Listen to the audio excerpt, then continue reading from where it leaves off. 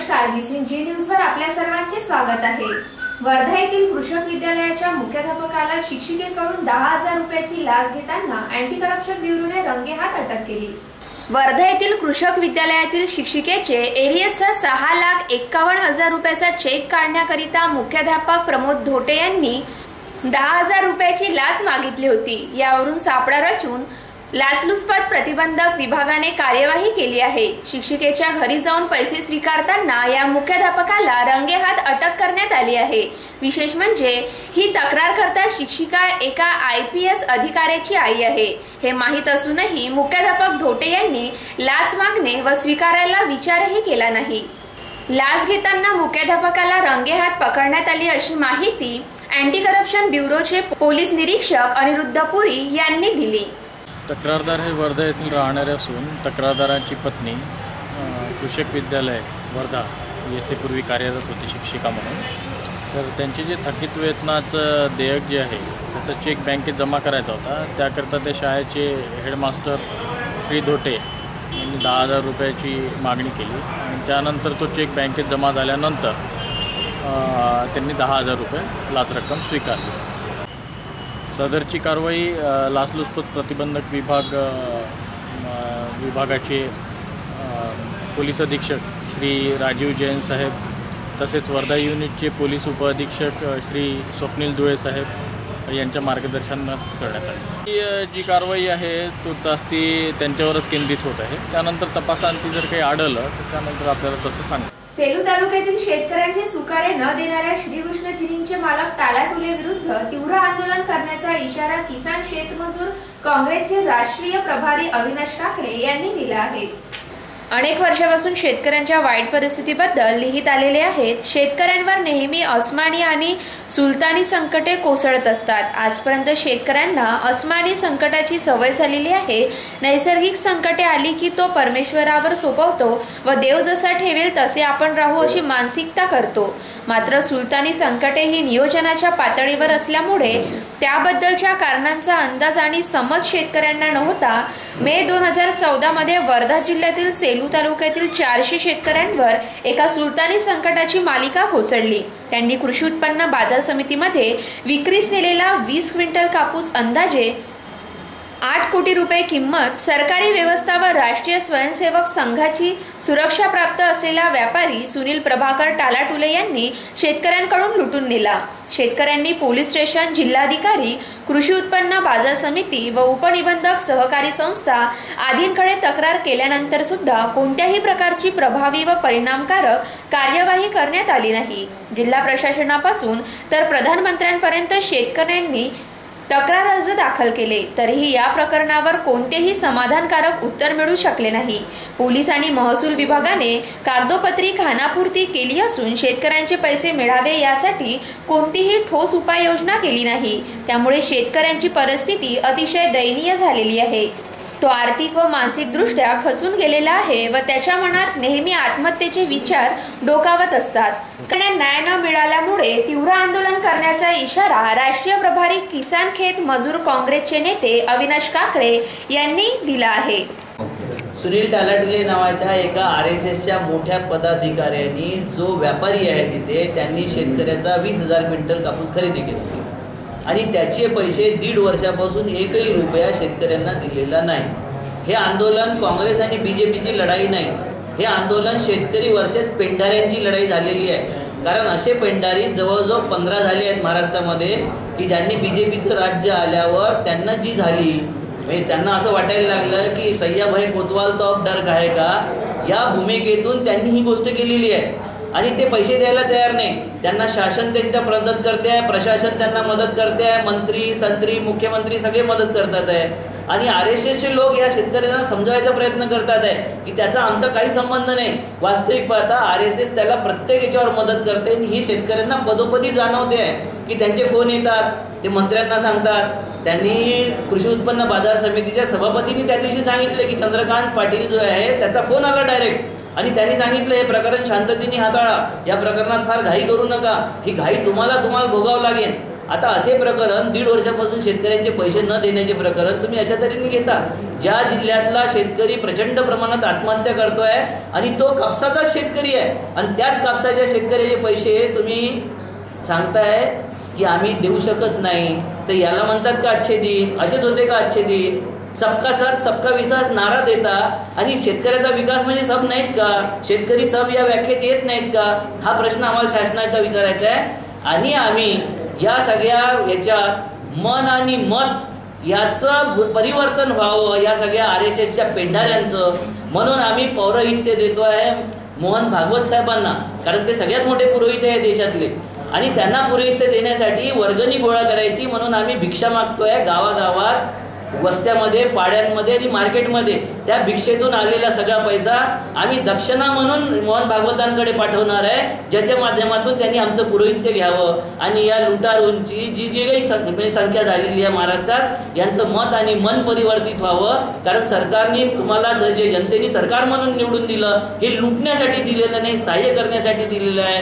तुम्ही एक वेळा शेतकऱ्याचा कैवार घेतो म्हणून सांगता, तुमच्या सगळ्या स्टेटमेंटमध्ये शेतकरी दिसतात, शेतकऱ्यांचं राज्य दिसतं आणि तुमचे लोक त्याच्या ठीक उलट वर्तन करतात. तर तुमच्या कथनी आणि करणीमधला फरक आम्ही आमच्या देशाच्या 125 करोड जनतेपर्यंत पोहोचवण्यासाठी आंदोलन करतो. 22 तारखेला मी दिल्लीमध्ये प्रेस कॉन्फरन्स घेणार आहे, त्याच्यानंतर प्रत्येक स्टेटमध्ये प्रेस कॉन्फरन्स होईल आणि 25, 26, 27 यापैकी कोणत्याही एका दिवशी, कारण ते कधी सांगत नाही राम मंदिर बनाएंगे तारीख नाही बताएंगे, तर आम्ही आमची तारीख 3 दिवस सांगितलेली आहे. त्या 3 दिवसापैकी कोण्याही दिवशी आम्ही सगळे शेतकरी जाऊ, ज्याच्यात सगळ्या जिल्ह्याचे शेतकरी, नागपूर जिल्ह्याचे पण येतील. आम्ही सगळे सेलूचे जे शेतकरी आहेत, जे पीडित शेतकरी आहेत, ते अग्निप्रवेश करू. जोपर्यंत संपूर्ण पीडित शेतकऱ्यांचे कापसाचे थकीत पैसे व त्यावरील व्याज महाराष्ट्र शासनाकडून शेतकऱ्यांपर्यंत प्राप्त होणार नाही, तोपर्यंत ही लढाई सुरूच राहील, अशी माहिती किसान अधिकार अभियानाचे प्रेरक अविनाश काकडे यांनी दिली. आता सोयाबीनचं उत्पादन न झाल्यामुळे 50 पैशाच्या खाली पैसेवारी 1300 पेक्षा जास्त गावांची आलेली आहे. आता शासनाची मदत देण्याचे जे निकष आहे की बाबा कर्जाचं पुनर्गठन करू किंवा कर्जमाफी करू, शेतकऱ्यांना आर्थिक मदत करू, विजेच्या बिलामध्ये मदत करू, ह्या सगळ्या गोष्टी आता हा जो मुद्दा आहे आंदोलनाचा ह्याच्यातून नाही मागत आहोत आम्ही तर उलट म्हणतोय की आम्ही दुष्काळग्रस्त असताना शासन जे आहे तो वाली जेव्हा आहे तो आमचा जो कापूस आम्ही पिकवला थोडाफार जो आहे तो जो व्यापाऱ्याने खरेदी केला त्याचे पैसे पण काढून देण्याची जबाबदारी जर शासन घेणार नसेल तर म्हणजे आम्हाला दुष्काळ झेलतोय तो वेगळी गोष्ट, पण आमचं उत्पादनच व्यापारी सरेआम घेऊन जाते, गब्बर सिंग सरेआम लुटून घेऊन जातो. आणि जबाबदारी असणारे सरकार जे आहे, सरकार ज्याला आपण पालक म्हणतो की सुरक्षा गार्ड आम्हाला दिलेलं सरकार म्हणतो, ते सरकार म्हणते की आमची जबाबदारी नाहीये. मग शेतकऱ्यांचे संरक्षण करण्याची किंवा ज्याला आम्ही माल विकतोय ते कृषी उत्पन्न बाजार समित्यांमधून सुरक्षित माल विकण्याची जी आम्हाला हमी होती ती हमी जर शासनाने काढून घेतली असेल तर आम्ही कोणाच्या भरोश्यावर शेतकऱ्यांनी राहावं याची सरकारने सांगावं की दिवाळखोर घोषित केलं आम्ही शेतकऱ्यांसाठी. शासन जे आहे ही भूमिका घेत नाहीये सरकार. पण सरकार म्हणते आम्ही अच्छे दिन आणतो म्हणजे शेतकऱ्यांना लाता मारण्याचे दिन म्हणजे अच्छे दिन आहे का? आणि मग जो व्यापारी बदमाशी करतो त्याच्या बाजूने सहकार मंत्री उभा राहतो, त्याला डिले करतोय, लिंगरिंग करतोय, केस पुढे जातोय, लवादाचा निकाल लागू देत नाहीये. जिल्हाधिकारी म्हणतो आम्ही त्याच्यामध्ये काय करू शकतो, तुम्ही काहीच करू शकत नाही. तर हा जो सामान्य माणूस आहे त्याला लोकशाहीमध्ये संरक्षणाची जबाबदारी कोणाची सरकारची नाहीये. तर हा प्रश्न या आंदोलनातून आम्ही उभा करतोय. जर शासन म्हणून काही भूमिका आपल्या देशामध्ये हे लोक म्हणत असेल, मान्य करतात तर. केशरीवाल कन्या शाळेची विद्यार्थिनी निकिता अंडरस्कर आत्महत्ये प्रकरणी दोषी शिक्षिकेवर कठोर कार्यवाही करा अशी मागणी भीम टायगर सेनेच्या वतीने करण्यात आली आहे.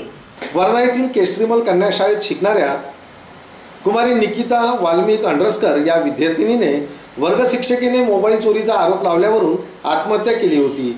या आत्महत्येप्रकरणी रामनगर पोलीस स्टेशनमध्ये गुन्हा दाखल करण्यात आला होता. पोलिसांनी या शिक्षिकेला अटकही केली.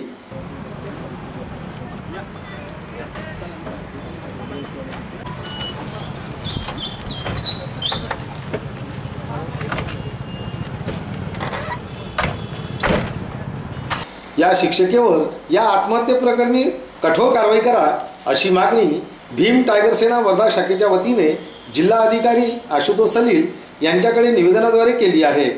यावेळी भीम टायगर सेनेचे जिल्हा प्रमुख अतुल दिवे, शहर प्रमुख विशाल रामटेके, नितीन कुत्तरमारे, पंकज लभाने, राजू वैद्य, समाधान पाटील, प्रफुल्ल कांबळे, अमरदीप कांबळे आदीसह मोठ्या संख्येने भीम टायगर सेनेचे कार्यकर्ते विद्यार्थी उपस्थित होते।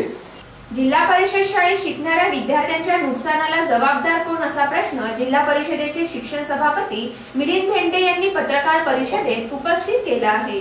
अतिरिक्त ठरलेल्या शिक्षकांना रिक्त जागेवर पाठविण्याबाबतचा ठराव घेण्यात आला, पण मुख्य कार्यपालन अधिकाऱ्यांनी हेकेखोरपणा करीत शिक्षकांची रिक्त जागांवर नियुक्ती केली नाही।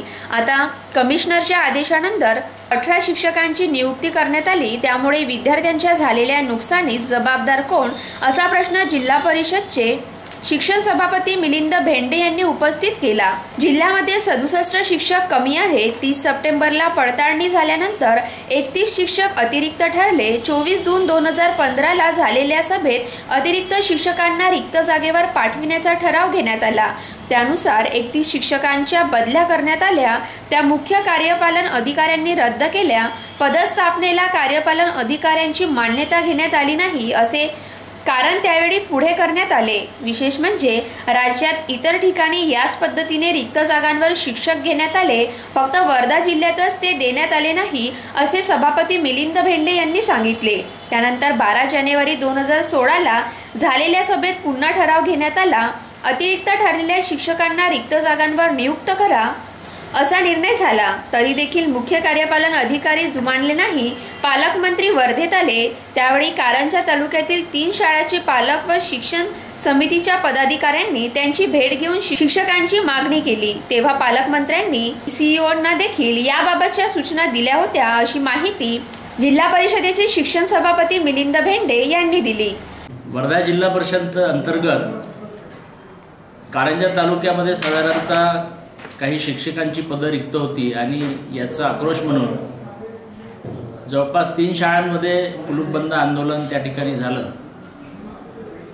परंतु आज रोजी गेल्या 6 महिन्यापूर्वी शिक्षण समितीने जी भूमिका घेतली होती दिनांक 24/6/2015 ला की जिल्ह्यामध्ये जे अतिरिक्त शिक्षक आहेत ते ज्या ठिकाणी शिक्षक नाही त्या ठिकाणी तात्पुरत्या स्वरूपामध्ये त्यांना अध्यापनाकरता पाठवावं आणि विद्यार्थ्यांचं होणारं शैक्षणिक नुकसान टाळावं।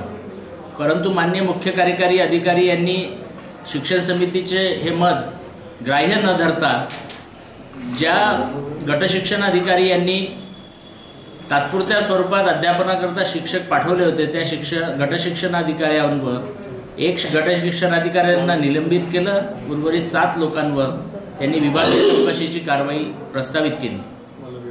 माझा हा प्रश्न आहे या ठिकाणी की गेल्या 6 महिन्यापूर्वी जर शिक्षण समितीने ही भूमिका घेतली होती, तीच भूमिका आज माननीय मुख्य कमिशनर साहेब यांनी ती भूमिका मान्य करत आज 20 शिक्षकांना तात्पुरत्या स्वरूपात स्थानांतरण त्यांचं मान्य केलं। गेल्या 12/1/2016 ला सर्वसाधारण सभेने एकमुखाने ठराव केला असताना तात्पुरत्या स्वरूपात शिक्षक हे जिल्ह्यामध्ये द्यावे व त्याचा मंजुरी आपण आपल्या स्तरावर जर देण्यास तयार नसतील तर ते माननीय आयुक्त यांच्याकडून करून घ्यावे। हाही सर्वसाधारण सभेचा ठराव माननीय मुख्य कार्यकारी अधिकारी यांनी डावलला आणि गेल्या 30 तारखेला पालकमंत्री महोदयांनी या संबंधामध्ये जी भूमिका घेतली की विद्यार्थी जर शिक्षणासाठी तयार आहेत त्यांचं शिक्षण जे आहे ते मिळाले पाहिजे आणि या संबंधात माननीय आयुक्त यांच्याशी त्यांनी चर्चा करून त्या संबंधात मंजुरी देण्याची विनंती केली होती। या संबंधाने कालच माननीय आयुक्तांनी तात्काळ जिल्ह्यातले शिक्षणाधिकारी तेलक व मी त्यांच्यासोबत चर्चा केली आणि ह्या 20 शिक्षकांना पदस्थापना देण्याचे तात्पुरत्या स्वरूपामध्ये मान्य केले आणि आज त्या शिक्षकांचे ऑर्डर सुद्धा निघालेले आहेत। सांगण्याचा तात्पर्य असा की हीच कार्यवाही जर आज 2ऱ्या महिन्यामध्ये करता आली, ही कारवाई जर 6व्या महिन्यात केली असती किंवा 8व्या महिन्यात केली असती तर 1 वर्षभर ज्या विद्यार्थ्यांचं जिल्हा परिषदेच्या शैक्षणिक नुकसान झालं ते नुकसान टाळता आलं असतं आणि याद्वारे जिल्हा परिषदेच्या शाळेच्या विद्यार्थ्यांची गुणवत्ता चांगली ठेवता आली असती। परंतु माननीय मुख्य कार्यकारी अधिकाऱ्यांनी यामध्ये असहकार्य केल्यामुळे आज या विद्यार्थ्यांचं शैक्षणिक नुकसान झालं. परंतु मला आनंद आहे, पालकमंत्री महोदयांनी मला सूचना केली, काही लोकांनी माझ्या बाबतीत पालकमंत्र्यांनी मला राजीनामा देण्यास सांगितलं, अशा संबंधात वावड्या उठवल्या. परंतु त्यांनी मला असं न बोलता हे सांगितलं की या अतिरिक्त शिक्षकांचे बदली आदेश सोमवारी झालेच पाहिजे, नाहीतर याची नैतिक जबाबदारी स्वीकारली पाहिजे व तू राजीनामा दिला पाहिजे. म्हणून ही ऑर्डर्सच सोमवारी झाले. त्याच्यामुळे या संबंधाने पालकमंत्री हे माझे गुरु आहेत, पालकमंत्री हे माझे मार्गदर्शक आहेत. आणि चुकीच्या होत असलेल्या कामामध्ये त्यांनी जिल्हा परिषदेला जर जाब विचारला असेल तर तो एकटा फक्त मिलिंद मेंढेला नाही, तर संपूर्ण जिल्हा प्रशासनाला तो विचारलेला जाब आहे, हे काही लोकांनी समजून घेतलं पाहिजे. आणि म्हणून मला याहीपेक्षा महत्त्वाचं मला आनंद आहे की आज जिल्हा परिषदेचे 20 शिक्षक हे तात्पुरत्या स्वरूपातच विद्यार्थ्यांना शिकवण्याकरता जाणार आहेत. आणि एक प्रकारे हे जे आंदोलन कारंजा तालुक्यामध्ये होतं, मी सर्व पालकांना आव्हान करतो, सर्व जिल्ह्यातील पालकांना आव्हान करतो की जिल्हा परिषदेच्या शाळेमध्ये आपल्या मुलांचं शिक्षण चांगल्या पद्धतीनं गुणवत्तापूर्ण होईल, याचा विश्वास आजच्या या निमित्ताने मी देतो. आता ही जर ऑर्डर 6व्या महिन्यात न होता जर दुसऱ्या महिन्यात होते, म्हणजे 6 महिने संपूर्णपणे जवळजवळ 8 महिने विद्यार्थ्यांचं शैक्षणिक नुकसान झालं. तर या संबंधामध्ये प्रशासनाने यामध्ये कोणी चूक केली याची कारण मीमांसा केली पाहिजे आणि त्याची जबाबदारी निश्चित केली पाहिजे, अशी माझी शासनाला मागणी आहे. नाही, वर्धेच्या मुख्य अधिकाऱ्यावर कारवाई व्हावी अशी तुम्हाला वाटते का? फक्त मुख्य अधिकारीच नाही, यामध्ये जे जे दोषी असतील त्यांच्यासहित त्या सर्वांवर कारवाई झाली पाहिजे, असं माझं मत. मुख्य अधिकाऱ्याच्या हेकेखोरपणामुळे विद्यार्थ्यांचे नुकसान झालं असं वाटते का तुम्हाला? निश्चितपणे यामध्ये त्यांनी जी भूमिका घेतली ती भूमिका योग्य नव्हतीच, हेच शिक्षण समितीचं धोरण होतं. आणि या संबंधात वारंवार शिक्षण समितीमध्ये मागणी करण्यात आली, ती कळवण्यात आली, परंतु त्या मागणीला कुठेही त्यांनी दाद दिली नाही. शेवटी माननीय आयुक्तांना त्यामध्ये हस्तक्षेप करावा लागला आणि विद्यार्थ्यांच्या हिताचा विचार करावा लागला. हे आपल्या सर्वांसाठी महत्त्वाची बाब आहे. सेवाग्राम येथील नाला खोलीकरण शेततळे कामाचे उद्घाटन जिल्हाधिकारी आशुतोष सलील यांच्या हस्ते करण्यात आले. सेवाग्राम गावातील मागील बाजूस असलेल्या नाला विस्तारीकरण शेततळी बांध बंदिस्तीची कामाचे उद्घाटन जिल्हाधिकारी आशुतोष सलील यांच्या हस्ते करण्यात आले. यावेळी सेवाग्रामच्या सरपंच रोशना जामलेकर, सेवाग्राम आश्रम प्रतिष्ठानचे सचिव श्रीराम जाधव, नई तालीम समितीचे डॉक्टर सुगन बरंट, जिल्हा अधीक्षक कृषी अधिकारी ज्ञानेश्वर भारती, तहसीलदार राहुल सारंग, ग्राम उपयोगी विज्ञान केंद्राचे संचालक सोहम पांड्या, सुनील कोल्हे, सतीश फत्तेपुरे आदींची उपस्थिती होती. आशुतोष सलील यांच्या हस्ते पूजन करून कामाची सुरुवात करण्यात आली. कमलनयन बजाज फाउंडेशन तर्फे हाती घेण्यात आलेल्या या कामाची सविस्तर माहिती कार्यक्रम व्यवस्थापक महेंद्र फाटे यांनी जिल्हाधिकारी आशुतोष सलील यांना दिली.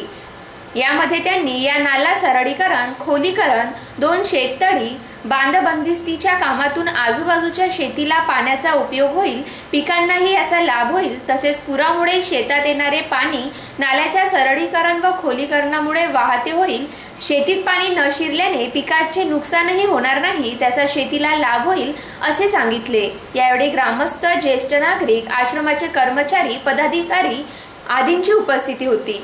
जेनेरिक जनऔषधींचा प्रचार प्रसार व्हावा यासाठी सेवाग्राम कस्तुरबा रुग्णालयात केंद्रीय राज्यमंत्री हंसराज अहिर यांच्या उपस्थितीत सादरीकरण करण्यात आले.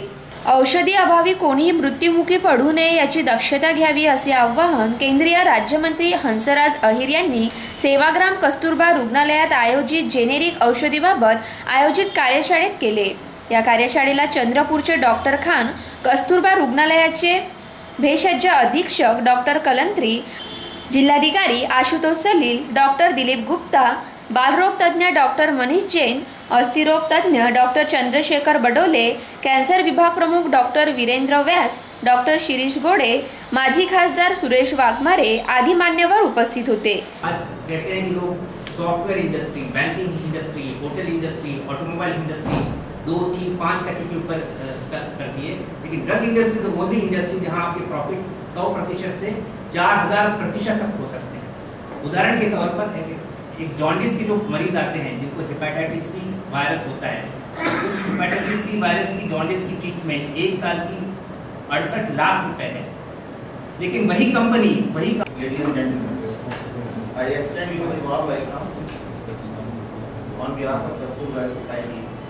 I special welcome जेनेरिक औषधी गोरगरीब रुग्णांसाठी संजीवनी कशी ठरते याचे प्रात्यक्षिक डॉक्टर कलंत्री यांनी करून दाखविले। और आप उसको 80 पैसे में दे रहे हैं, या तो ये ड्रग नकली है या ये ड्रग स्पूरियस है या ये ड्रग शायद इसकी शास्त्रीय विश्वसनीयता शायद इसके ऊपर उनको संदेह होने लगता है। वो कर सकेंगे और उस जन औषधि स्टोर्स का ये लोगों के अंदर एक जेनेरिक ड्रग्स का प्रचार करने में और लोगों की बीमारियां निवारण करने के लिए ये जेनेरिक ड्रग्स किस प्रकार से इसका उपयोग हो सकेगा, इसके बारे में मैं आपसे बताऊंगा। कहें कि वही दवाई की कीमत उन्होंने 99% कम की है।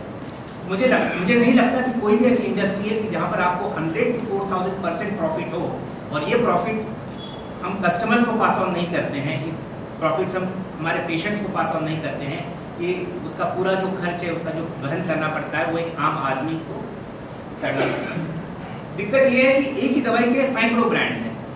उदाहरण के तौर पर एक कोलेस्ट्रॉल कम करने वाली गोली है एटोरवैस्टैटिन, और आज करीब करीब हर चौथा भारतीय 40 साल की उम्र के बाद में इस एटोरवैस्टैटिन की गोली खा रहा है। इस एटोरवैस्टैटिन की गोली के आज 156 ब्रांड हैं और इसकी कीमत 80 पैसे से लेकर 22 पैसे का ब्रांड लिखता है या 22 रुपए का ब्रांड लिखता है। चूंकि ये ब्रांड्स बहुत महंगे हैं, उसी कारण एक आम आदमी इस खर्च को वहन नहीं कर पाता।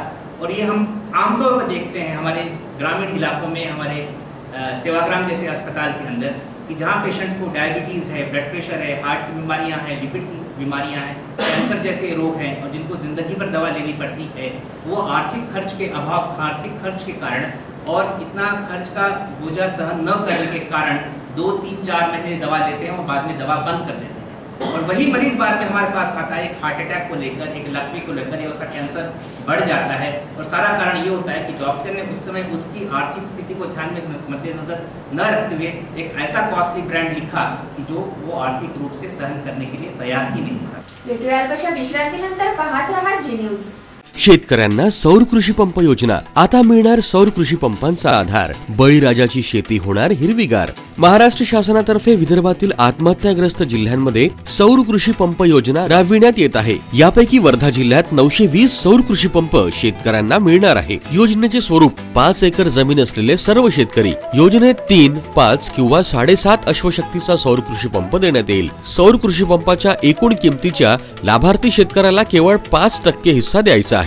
5 वर्षांपर्यंत कंपनीतर्फे संपूर्ण देखभाल। या सौर कृषी पंपाच्या माध्यमातून आपली शेती सिंचनाखाली आणण्यासाठी जवळच्या महाराष्ट्र राज्य विद्युत वितरण कंपनीच्या तालुका कार्यालयात अर्ज सादर करावा। प्रथम येणाऱ्यास प्रथम प्राधान्य देण्यात येईल। प्रस्तुती जिल्हा प्रशासन व माहिती कार्यालय वर्धा।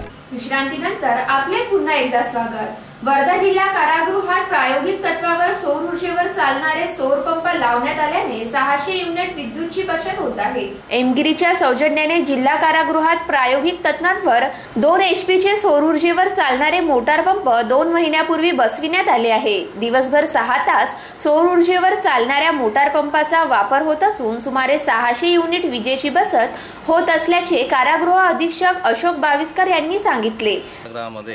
हेमगिरीच्या मार्फत प्रायोगिक तत्वावर सौर ऊर्जा पंप 2 HP इथं 4 डिसेंबरपासून सुरू करण्यात आलेला आहे। याच्यामुळे साधारणतः 2 महिन्यामध्ये 600 युनिटची विजेची बचत झालेली आहे। याच्या पुढे आता बऱ्याचशा म्हणजे या प्रायोगिक तत्वावर होतं, याच्यानंतर हे कंटिन्यू करायचा विचार आहे। काही प्रॉब्लेम वगैरे आहे का याच्यामध्ये? काही प्रॉब्लेम नाही, कंटिन्यू रोज 6 घंटे चालतं। 7 फेब्रुवारीला न्यू इंग्लिश हायस्कूल शाळेच्या ग्राउंडवर नटरंगी नार सुरेखा पुणेकर निर्मित लावणीच्या कार्यक्रमाचे आयोजन करण्यात आले आहे। श्रमिक पत्रकार संघ शिवगर्जना चॅरिटेबल ट्रस्ट वर्धेच्या वतीने 7 फेब्रुवारीला न्यू इंग्लिश हायस्कूलच्या रंगमंचावर सायंकाळी 7 ते 10 या वेळेत नटरंगी नार सुरेखा पुणेकर निर्मित लावणीचा कार्यक्रम आयोजित करण्यात आला आहे। या कार्यक्रमाचा वर्धा शहरातील नागरिकांनी लाभ घ्यावा असे आवाहन पत्रकार इक्राम हुसेन यांनी केले आहे। आपल्या वर्धेला शिवगर्जना चॅरिटेबल ट्रस्टची स्थापना झाली। त्या स्थापनेमध्ये प्रामुख्याने मंगेश चोरे, पत्रकार संघाचे प्रवीण धोपटे, प्रदीप सिंगरू इत्यादी अनेक लोकांनी एका ठिकाणी येऊन या संघटनेची स्थापना केली। यामध्ये आनंदाची गोष्ट आहे की यांनी 200 तरुण युवक आणि युवतींना सोबत जोडलेलं आहे। ते सगळे लोक नॉन पॉलिटिकल आणि इम्पार्शियल ट्रान्सपरंट काम करणारे मुलं मुली आहेत। त्या लोकांना एक चांगला प्लॅटफॉर्म मिळाला या वर्तमान काळामध्ये अनेक लोक या चांगल्या कामामध्ये, सामाजिक सांस्कृतिक कामामध्ये समोर येऊ इच्छितात, परंतु त्यांना प्लॅटफॉर्म मिळत नाही, मार्गदर्शन मिळत नाही. तो या लोकांनी शिवगर्जना या संस्थेच्या माध्यमातून उपलब्ध करून दिला. आमचे श्रमिक पत्रकार संघाचे अध्यक्ष श्री प्रवीण हिवरे यांच्याशी या लोकांनी चर्चा करून प्रवीण भोकले आमच्या सोबत बसून होतात. पत्रकार संघाचे अध्यक्ष, आमच्या पत्रकार संघाचे श्रमिक पत्रकार संघाचे अध्यक्ष श्री प्रवीण धोपटे यांच्यासोबत शिवगर्जनाच्या संस्थापकांनी चर्चा करून जॉईंट व्हेंचरमध्ये काही कार्यक्रम राबवायचे, जेणेकरून समाजामध्ये स्पोर्टविषयी, सामाजिक, सांस्कृतिक, क्रीडा या विषयांसाठी एक आवड निर्माण होईल व चांगले कार्यक्रम, उपक्रम राबवता येईल. यासाठी यांनी ही संघटना स्थापन करून श्रमिक पत्रकार संघासोबत हे कार्यक्रम करण्याचे ठरविलेले आहे. या सगळ्या कार्यक्रमासाठी आमच्या पत्रकार संघातर्फे व माझ्यातर्फे, आमच्या सगळ्या मित्रमंडळातर्फे शुभेच्छा देतो व भविष्यात या कार्यक्रमाची, या संघटनेची चांगली वाटचाल व्हावी अशी आशा बाळगतो. जिल्हा कामगार अधिकारी कार्यालयातील पक्षपाती धोरण थांबवा अशी मागणी निवेदनाद्वारे गवंडी बांधकाम मजदूर युनियनच्या वतीने संतोष सेलुकर यांच्या नेतृत्वात करण्यात आली. वर्धा जिल्हा कामगार अधिकारी कार्यालयात इमारत व बांधकाम कामगारांच्या नोंदण्याचे व त्यांना मिळणाऱ्या योजनांचे अर्ज घेणे सुरू आहे. परंतु या कार्यालयातील कर्मचारी आशिष खंडाळकर ठाकरे व 2 कंत्राटी तत्वावर रुजू असलेले 2 नोंदणी कामांसाठी नियुक्त केलेले कर्मचारी हे बाहेरील अनधिकृत एजंटमार्फत आलेले फॉर्म स्वीकारतात व प्रत्यक्ष जाणाऱ्या खऱ्या लाभार्थ्यांना योजनांची माहिती पुरवित नाही व अर्ज देत नाही, तसेच त्यांच्याशी चांगले व्यवहार करीत नाही. त्यामुळे बांधकाम क्षेत्रातील अधिकतर लाभार्थी त्यांना मिळणाऱ्या योजनांपासून वंचित आहेत, तर एजंटमार्फत जाणाऱ्या लाभार्थ्यांची मोठ्या प्रमाणात आर्थिक फसवणूक होत आहे. ही फसवणूक व कार्यालयातील भ्रष्टाचार थांबविण्याकरिता या कार्यालयातील कार्यप्रणालीची चौकशी करून नमूद कर्मचाऱ्यांची या कार्यालयातून त्वरित बदली करावी. समुद्रपूर तालुक्यातील कामगारांच्या नोंदणी संदर्भात कॅम्प घेण्याचे कामगार अधिकाऱ्याला कळविण्यात आले होते, परंतु या संदर्भात वारंवार त्यांची भेट घेऊन विचारपूस केली असता ते टवळाटवळीची उत्तरे देत होती व कार्यालयाला आठवड्यातून 1 दिवस उपस्थित राहतात. त्यांच्या जागेवर पूर्णकालीन अधिकारी नियुक्त करा अशी मागणी गवंडी बांधकाम मजूर युनियनचे सचिव संतोष सेलुकर यांच्या नेतृत्वात निवेदनाद्वारे करण्यात आली. आज आम्ही RDC साहेबाकडे आमची मागणी घेऊन आलो की जिल्हा कामगार कल्याण मंडळामध्ये जे अधिकारी कार्यरत आहे, कामगार अधिकारी, ते आठवड्यातून 1 दिवस येत असतात आणि ज्या कामगाराच्या नोंदणी असते त्या नोंदणीला विलंब लागतो. गेल्या 6 ते 8 महिन्यापासून ज्या नोंदणी आहे कामगाराच्या त्या अद्यापही झालेल्या नाही आणि जेणेकरून जे गवंडी बांधकाम इमारतदार संघटना आहे त्या संघटनेच्या नोंदणी घेण्यास टाळाटाळ करतात आणि बाहेरगावून आलेले एजंट लोक त्यांच्या नोंदणी तातडीने पैसे घेऊन घेतात असं आमचं म्हणणं आहे, आरोप आहे त्यांच्यावर. आणि त्याची चौकशी RDC साहेबांनी की कलेक्टर साहेबांनी केली पाहिजे. यासाठी आम्ही आज निवेदन घेऊन आलेलो आहोत. आणि कामगाराच्या न्याय हक्कासाठी ज्या सरकारने योजना राबविलेल्या आहे, ॲक्सिडेंटली 2 लाख रुपये मदत मिळते आणि ज्या नोंदणीकृत कामगार आहे महिला त्याच्या प्रसूतीसाठी शासन 10,000 रुपयाची जे मानधन देते, फंड देतो, तो त्या कामगार मजुरापर्यंत पोहोचत नाही. यासाठी आज आम्ही RDC साहेबांकडे निवेदन दिलं आहे आणि याची सखोल चौकशी व्हावी अशी आमची मागणी आहे. कुष्ठरोगाच्या क्षेत्रात मोलाचे योगदान दिल्याबद्दल डॉक्टर RK मुटाटकर व डॉक्टर अतुर्रो कुणालन यांना उपराष्ट्रपती M. हमीद अन्सारी यांच्या हस्ते आंतरराष्ट्रीय गांधी पुरस्कार 2015 ने सन्मानित करण्यात आले आहे. 30 जानेवारी 2016ला भारताचे उपराष्ट्रपती सन्माननीय M. हमीद अन्सारी यांच्या शुभ हस्ते डॉक्टर RK मुटाटकर व डॉक्टर अतुर्रो कुणालन यांना कुष्ठरोगाच्या क्षेत्रात मोलाचे योगदान दिल्याबद्दल उपराष्ट्रपती भवन नवी दिल्ली येथे आंतरराष्ट्रीय गांधी पुरस्कार 2015 देण्यात आला. या प्रसंगी सन्माननीय M. हमीद अन्सारी, भारताचे उपराष्ट्रपती व पुरस्कार निवड समितीचे अध्यक्ष यांनी संबोधित केले. गांधी मेमोरियल लेप्रेसी फाउंडेशन वर्धाचे अध्यक्ष धीरूभाई मेहता यांनी स्वागतपर भाषण केले. गांधी मेमोरियल लेप्रेसी फाउंडेशनचे अध्यक्ष डॉक्टर BS गर्ग यांनी आंतरराष्ट्रीय गांधी पुरस्कार 2015चे मानकरी डॉक्टर RK मुटाटकर व डॉक्टर अर्तुरो कुनानन यांचे प्रशस्ती उतारे वाचवून दाखविले। नंतर दोन्ही मानकऱ्यांनी आपले मनोगत व्यक्त केले। आपल्या भाषणात सन्माननीय उपराष्ट्रपती म्हणाले की कुष्ठरोग संबंधी जनजागृती वाढावी म्हणून 30 जानेवारी किंवा त्या जवळचा रविवार हा दिवस जागतिक कुष्ठ दिन म्हणून जगभर साजरा केला जातो। हा दिवस महात्मा गांधीच्या देहवसनाच्या स्मरणार्थ निवडण्यात आला आहे। महात्मा गांधीजींना या रोगाचा मानसिक व सामाजिक मूल्याची कल्पना होती। ते म्हणाले होते की कुष्ठरोगाचे कार्य म्हणजे केवळ वैद्यकीय सेवा देणे नसून जीवनातील नैराश्याचे परिवर्तन एका समर्पित आनंदी जीवनात करण्यासाठी व्यक्तिगत महत्त्वाकांक्षा बाजूला ठेवून निस्वार्थ कार्य करणे होय। या रोगासंबंधी असलेल्या अंधश्रद्धा व भीती दूर करण्यासाठी गांधीजींनीच प्रयत्न केले होते। त्यांच्यामुळेच समाज सुधारकांच्या उदाहरणात बाबा आमटे व इतर कार्यकर्त्यांच्या संपूर्ण पिढीला कुष्ठरुग्णाचे पुनर्वसन करण्यासाठी आपले जीवन समर्पित करण्यासाठी प्रेरणा मिळाली। गांधीजींच्या हेही लक्षात आले होते की कुष्ठरुग्णांना समाजाने पूर्णपणे स्वीकारून समाजात सामावून घेणे आवश्यक आहे। 1945 मध्ये जेव्हा प्रोफेसर जगदीशन या कार्यक्रमाला डॉक्टर BS गर्ग, संचालक प्रमोद बाहुलेकर, सहसंचालक Gandhi memorial leprosy foundation Wardha, आरोग्य व कुटुंब कल्याण मंत्रालय, voluntary health association of India, Gandhi peace foundation मधील प्रतिष्ठित मान्यवर, प्रख्यात डॉक्टर्स व सामाजिक कार्यकर्ते उपस्थित होते। देवळे येथील ग्रामीण रुग्णालयात आरोग्य शिबिर घेण्यात आले। या शिबिरात 350 रुग्णांची तपासणी व उपचार करण्यात आले। राजीव गांधी जीवनदायी आरोग्य योजना शेतकऱ्यांसाठी जीवनदायी योजना आहे। या योजनांचा लाभ सर्व लाभार्थ्यांपर्यंत योजनेचा लाभ पोहोचवण्याचे आवाहन खासदार रामदास तळस यांनी केले। राजीव गांधी जीवनदायी आरोग्य योजनेअंतर्गत देवळी ग्रामीण रुग्णालय आरोग्य सेवा निदान शिबिर पार पडले। या शिबिराचे उद्घाटन खासदार रामदास तळस यांच्या हस्ते करण्यात आले। त्यावेळी प्रमुख पाहुणे म्हणून देवळी नगर परिषदेच्या नगराध्यक्षा शोभाताई तळस, जिल्हा शल्य चिकित्सक डॉक्टर पुरुषोत्तम मडावी, अतिरिक्त जिल्हा शल्य चिकित्सक डॉक्टर निवृत्ती राठोड, जिल्हा आरोग्य अधिकारी डॉक्टर दुर्योधन चव्हाण, तालुका वैद्यकीय अधिकारी दिदावत कोल्हटकर, आचार्य विनोबा भावे ग्रामीण रुग्णालयाचे विशेष कार्यकारी अधिकारी अभ्युदय मेघे, डॉक्टर वांदिले, सेवाग्राम मेडिकल कॉलेजचे डॉक्टर किरण वांदिले, डॉक्टर पांडे उपस्थित होते।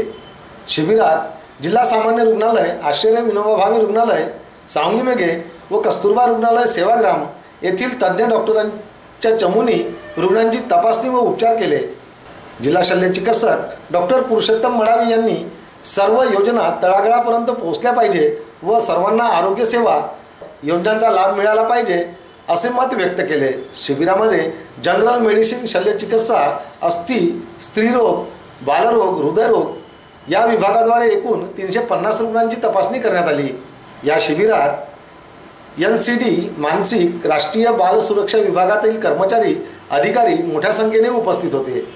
कृषी यंत्र सामुग्री व उपकरण खरेदी करण्यासाठी शेतकऱ्यांना अर्थसहाय्य देण्यात येणार आहे। राष्ट्रीय कृषी विस्तार व तंत्रज्ञान अभियानाअंतर्गत, कृषी तांत्रिकरण अभियानाअंतर्गत कृषी यंत्र सामुग्री व उपकरणे खरेदीसाठी शेतकऱ्यांना अर्थसहाय्य देण्यात येणार आहे। इच्छुक शेतकऱ्यांनी त्यांचे अर्ज संबंधित तालुका कृषी अधिकारी यांच्या कार्यालयात आवश्यक कागदपत्रांसह त्वरित सादर करावे असे आवाहन जिल्हा अधीक्षक कृषी अधिकारी ज्ञानेश्वर भारती यांनी केले आहे। स्वसांख्यिकीय प्रत, रद्द केलेल्या धनादेशाची, बँक पासबुकच्या पहिल्या पृष्ठाची झेरॉक्स व महाराष्ट्र राज्य कृषी उद्योग विकास महामंडळाचे कोटेशन जोडणे आवश्यक आहे। कृषी यंत्र सामुग्री व उपकरणे खरेदीसाठी ट्रॅक्टर, पॉवर टिलर, ट्रॅक्टर चलित अवजारे आदी मनुष्य प्राणी चलित उपकरणे, पीक संरक्षण उपकरणे आदींसाठी अनुदान उपलब्ध आहे। अनुसूचित जाती, अनुसूचित जमाती, अल्प व अत्यल्प लाभधारक, महिला व इतर लाभार्थी शेतकऱ्यांसाठी कमाल अनुदान मर्यादा निश्चित करण्यात आली आहे। कमाल अनुदान मर्यादेच्या अधीन राहून व अनुसूचित जाती, अनुसूचित जमाती, अल्प, अत्यल्प व महिला लाभधारकांसाठी 50% व इतर लाभार्थ्यांसाठी 40% यापैकी जे अनुदान कमी आहे ते लाभार्थीस देय राहील। निवड केलेल्या लाभधारकांनी पूर्वसंमती प्राप्त झाल्यानंतर खरेदी करावयाच्या यंत्र व अवजारांची संपूर्ण रक्कम विभागीय व्यवस्थापक महाराष्ट्र कृषी उद्योग विकास महामंडळाकडे जमा करून यंत्र व अवजारांची खरेदी त्यांच्या पसंतीनुसार करावयाची आहे। खरेदी केलेल्या अवजारांची तपासणी संयुक्त तपासणी पथकाद्वारे करण्यात येईल।